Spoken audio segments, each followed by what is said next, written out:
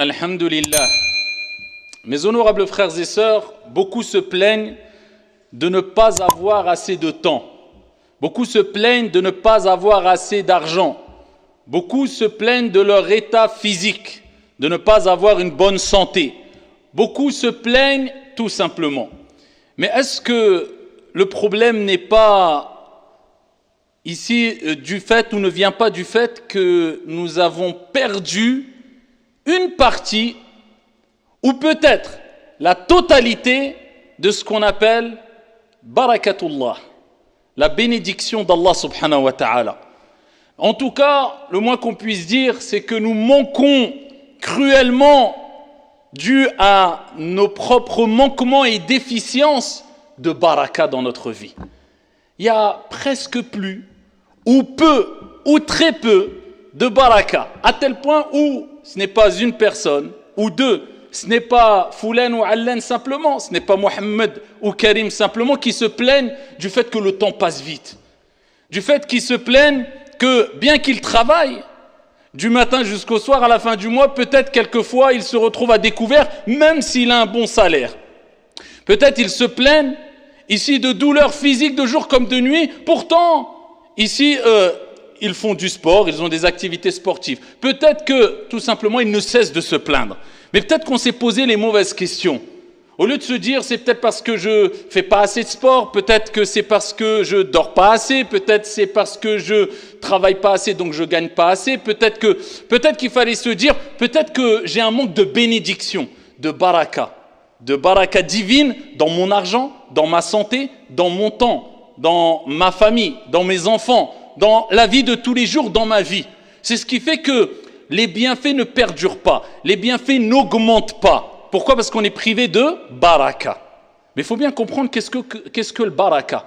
La baraka, c'est ce qu'on peut traduire en général par la bénédiction. Mais le sens du terme el baraka, c'est az-ziyada, c'est l'ajout, c'est l'augmentation et la stabilité. C'est ça son sens. C'est-à-dire quand Dieu bénit ton argent, eh bien il y aura une certaine stabilité dans la quantité d'argent que tu as. Et plus que cela, une augmentation. En d'autres termes, eh bien, avec le peu d'argent que tu auras, tu pourras faire plein de choses. Avec le peu d'argent que tu as, eh bien, dans tous les cas, tu le ressentiras, tu sentiras.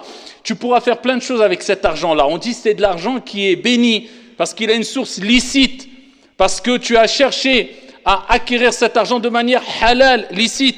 Et à côté, tu as des actions qui satisfont et qui ont satisfait ton Seigneur Tabaraka wa Ta'ala, qui a fait que Dieu a béni ton argent. Il y a des gens, voilà, il pèse pas 100 kilos, c'est pas 100 kilos de muscles, hein. Il est tout fin, tout maigre, tu le vois miskin, comme on dit, il paye pas de mine, mais par contre, Allahumma barik, va faire le hajj avec lui. Wallahi, tu fais juste 3 tours du tawaf, tu es peut-être fatigué, et lui, il fait tous les jours de tawaf, plein d'énergie. Et on voit cela sur les personnes très âgées, quelquefois au pèlerinage. Pourquoi ? Moubarak. Il est béni. Sa santé est bénie. Bien que toi, tu sois jeune, tu es 30 ans, Wallah, tu ne tiendras pas avec lui salat al-tarawih qui durera peut-être quelquefois dans certaines mosquées pendant 1 heure, 1 heure et demie. Pourquoi ? Moubarak, al-baraka dans sa santé. Alors qu'il a peut-être 80 ans. Mais toi, tu as besoin d'une chaise. Ou alors tu trouves 1001 excuses pour ne pas prier salat al-tarawih parce que tu commences à avoir mal aux jambes. Pourquoi ? Manque de baraka. Dans ton argent, il y a des gens qui touchent vraiment un minimum. Mais tous les jours, tu l'entendras dire « Alhamdulillah ». Et tu verras tout ce qu'il a fait avec son argent quand il arrivera à 40 ans, 50 ans, 60 ans. Il a fait le hajj, il a fait l'umrah, il a peut-être payé le hajj pour ses parents. Il a fait plein de choses. Il a éduqué ses enfants, il a eu plein d'enfants. Il a une personne qui a un salaire de je ne sais combien, 4 000, 5 000 euros. Peut-être qu'il n'aura pas fait le tiers de ce qu'il a fait. Tu n'as pas fait ton pèlerinage, Yahri ? Ouais, mais tu sais, il faut mettre de côté parce que tu touches 4-5 000 euros, mon frère, et tu as voyagé partout, mais tes voyages, qu'est-ce qui te reste de tes voyages qui ne sont pas illicites en soi-même ? Mais c'est des voyages simplement pour acquérir un certain repos mondain. C'est bien en soi, mais la priorité, elle était où ? Elle n'était pas dans ton pèlerinage.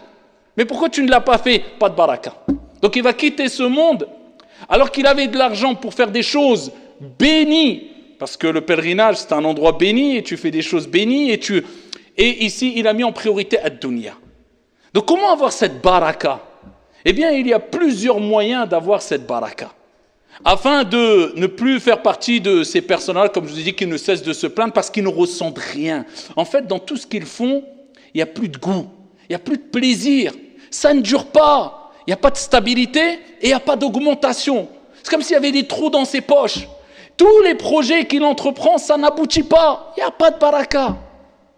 Comment atteindre la baraka de façon très résumée? Plusieurs manières, on pourra en parler plus d'une heure facilement. Mais de manière très rapide, incha'Allah ta'ala. La première des choses est dua, l'invocation. Demandez à Allah subhanahu wa ta'ala, car c'est Dieu, c'est une bénédiction divine. C'est Dieu qui accorde le baraka. Dans ta santé, dans ta vie, dans ta famille, dans tes projets. Tu as besoin de baraka. C'est le tampon de réussite. C'est l'agrément. Allah et tes projets, ils iront pas loin. Vous avez vu des gens qui sont dans l'illicite quelquefois. Ils ont beaucoup d'argent, tu dis celui-là. Mais t'entends 2 ans après, il est où? Soit il a eu un accident malheureusement, soit il est mort, soit il est en prison. Pas de baraka, ça ne dure pas. Non. El baraka, c'est quoi? La stabilité. Ça dure dans le temps. Et az-ziyada, l'augmentation. Eh bien, ici, ad-du'a. Demande à Allah subhanahu wa ta'ala de te bénir. Oh Allah, bénis, même en français. Oh Allah, bénis mon argent. Oh Allah, bénis ma santé. Oh Allah, bénis ma science. Oh Allah, bénis mon épouse, bénis mon époux, bénis mes enfants. Oh Allah, bénis mes projets. Oh Allah, j'ai besoin de ta bénédiction. Ad-du'a. Car le prophète Mohammed sallallahu alayhi wa sallam lui-même, il disait Allahumma barik li fima a'tayt. Oh Allah, bénis ce que tu m'as accordé. Donc si le prophète disait cela, qui lui-même, le prophète al-Rasoul Mubarak, le prophète il est béni. Même sa main était bénie, sa sueur était bénie. Le prophète alayhi salatu wa sallam, ce qui touchait quelquefois, eh bien c'était ici une bénédiction. Eh bien, ici le prophète lui-même disait Allahumma barik li fima a'tayt. Donc tu demandes à Allah subhanahu wa ta'ala ad-du'a. Et Isa alayhi salam, Jésus lui-même, il dit, regardez, wa ja'alani, et Allah a fait de moi une personne mubarak, bénie où que je sois. Donc demande à Allah Azza wa Jal de faire de toi une cause de bénédiction. C'est quoi une cause de bénédiction? Les gens bénis, ce sont des gens qui sont utiles. Où qu'ils aillent, subhanallah, il y a quelque chose. C'est pour ça qu'il faut fréquenter les gens bénis. C'est-à-dire les gens pieux, les gens qui aiment Dieu, les gens qui... C'est bien de les fréquenter beaucoup.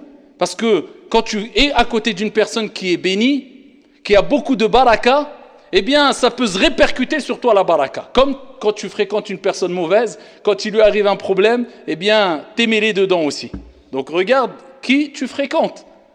Eh bien, ici, demande à Allah subhanahu wa ta'ala, ici, de te bénir. Et de bénir tes actions et de bénir toutes choses. Parmi les choses, le Coran, car Allah Azza wa Jalla a dit « Kitabun anzalnahu mubarak ». C'est un livre qu'on a descendu qui est béni. Donc, ici, c'est une source de bénédiction, c'est-à-dire une source de bénédiction. Eh bien, en lisant le Coran, tu vas acquérir une bénédiction dans ta journée, dans tes activités. Donc, c'est pour ça que c'est bien de lire le Coran tous les jours, pour se rapprocher de Dieu et pour que ça soit une source de bénédiction. Des gens ne lisent jamais le Coran. Ensuite, ils se disent, j'ai pas de baraka dans ma vie. Tu lis le Coran? Non, kitabun anzalnahu mubarak. Tu t'es éloigné de le baraka. La lecture du Coran. Le matin, salat al-fajr. Si tu ne pries pas salat al-fajr à l'heure, si tu ne commences pas ta journée avec Bismillah, au nom d'Allah, ici c'est une image, as-salah, en mentionnant le nom d'Allah, comment veux-tu avoir la bénédiction d'Allah subhanahu wa ta'ala dans ta journée? Alors que le prophète alayhi salatu wa salam, regardez ce qu'il dit dans le Sahih, Allah subhanahu wa ta'ala, il a béni pour ma communauté, le prophète alayhi salatu wa salam, il dit, Allah a béni pour ma communauté le matin, la matinée. Pour ça, ce que tu fais le matin, tu ne le feras pas l'après-midi. Pourquoi? Le matin est béni. Et pour commencer ta journée, et que ta journée soit bénie, commence par le nom d'Allah, à savoir, as-salah. As-salatu khayrun min an-nawm. La baraka est dans salat al-fajr. Tu commences ta journée. Avant d'entamer ta journée, tu fais quoi? Tu pries. Avant de manger, tu fais quoi? Tu dis Bismillah. Avant d'entreprendre une chose, eh bien, cette chose doit être précédée par le nom d'Allah. Par une ibada. Pour que ta journée, pour que ta nourriture, pour que ton projet soit béni. Parmi les choses aussi qu'on peut citer, on peut en citer plusieurs des choses, eh bien, il y a aussi le fait d'être honnête et droit. Le prophète alayhi sallam fi Sahih Muslim, il nous dit que quand il y a deux personnes qui ont une transaction, une affaire, eh bien ici, s'ils ont été véridiques, et s'ils n'ont rien caché de leurs marchandises, ils ont tout dévoilé, Allah bénira leurs transactions. L'affaire sera bénie. Par contre, s'ils ont menti et s'ils ont caché des choses, eh bien Allah ôtera la bénédiction de cette affaire-là. Vous voyez, la baraka, elle est où? Dans l'honnêteté. La baraka, elle est où? Loin de la tromperie. La baraka, elle est où? Dans le fait de satisfaire Allah subhanahu wa ta'ala. Et t'as la baraka. C'est-à-dire que tu vas vivre heureux, serein, apaisé. L'argent halal, pas l'argent haram, rapporté par Al-Bukhari. Le prophète sallallahu alayhi wa sallam a dit, toute personne qui gagne de l'argent halal de manière licite, Allah va bénir son argent. Et toute personne qui gagnera son argent de manière haram, illicite, Allah ôtera la bénédiction. Et il sera comment? Regardez l'image qu'a donnée le prophète alayhi salatu wa sallam. Dit celui qui gagne de l'argent illicite, il ne sera jamais rassasié. Comme celui qui mange sans être rassasié. Il donne une image, traduction du sens. Quelqu'un qui mange sans être rassasié, il ne sent pas la nourriture. Il mange et il a toujours faim. Eh bien, il dit celui qui gagnera de l'argent haram, ça sera pareil. Pour ça, quelqu'un, tu vas voir dans le haram qui a beaucoup d'argent, faites compte, qu'est-ce qu'il a fait de concret avec? Qu'est-ce qu'il a fait? Dans 5 ans, 7 ans, 8 ans, il ne lui restera rien, miskin. Même, ça sera une source de malheur pour lui. Donc, la baraka, elle se trouve aussi dans l'argent halal. Et d'en mettre dans ta vie comme priorité la religion. La religion n'est pas une option. La religion est une conviction. La religion est ma priorité. Et ensuite, le reste, toutes les activités mondaines, professionnelles, c'est bon, c'est important, et il faut que je consacre du temps, mais la priorité, c'est ma religion. Quand tu fais devancer pour Dieu ce que Dieu aime le plus, Dieu fera devancer pour toi ce qui est le meilleur pour toi en bénissant ton travail, tes activités et ta religion et ta vie d'ici-bas et de l'au-delà. Rétribution équitable. Donc c'est comme cela qu'on doit réagir. Donc demandez à Allah subhanahu wa ta'ala, de jour comme de nuit, de vous accorder al-baraka. Et faites tout ce qui est en votre possible pour acquérir cette baraka à travers, comme je vous ai dit, la prière, le bon comportement, à travers les bonnes actions, à travers le Coran, à travers la salat, à travers le dhikr. Et je terminerai avec ça aussi. Le dhikr, vous savez, vous connaissez le hadith de Fatima radiyallahu anha wa ardaha, fille du prophète, alayhi salatu wassalam, qui est venue voir le prophète, elle a dit à Rasulallah, est-ce qu'elle a demandé de l'aide, une servante pour l'aider dans ses tâches, dans ses activités, parce que voilà, les tâches et les activités à l'époque, ce n'était pas comme aujourd'hui. Hein.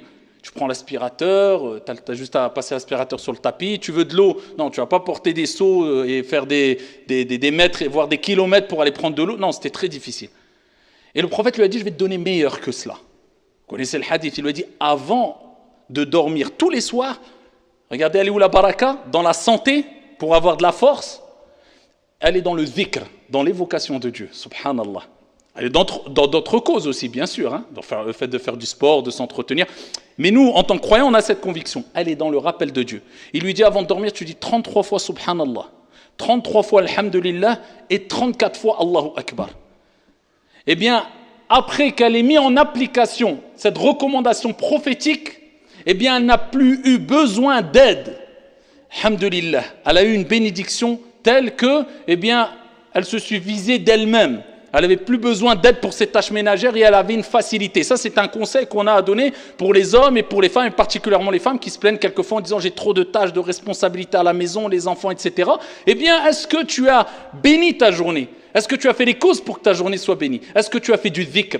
Est-ce que tu as commencé par la prière à l'heure? Est-ce que tu as fait tes invocations du matin? Est-ce que tu as fait tes invocations du soir? Est-ce que tu as lu le Coran en priorité pour qu'il y ait une bénédiction dans ta journée? Si la réponse est oui, eh bien t'inquiète pas, ça va se faciliter pour toi. Les choses vont s'arranger. Si la réponse est non, eh bien c'est de ta faute. Tu as cherché où il ne fallait pas chercher l'aide et l'assistance et la force physique.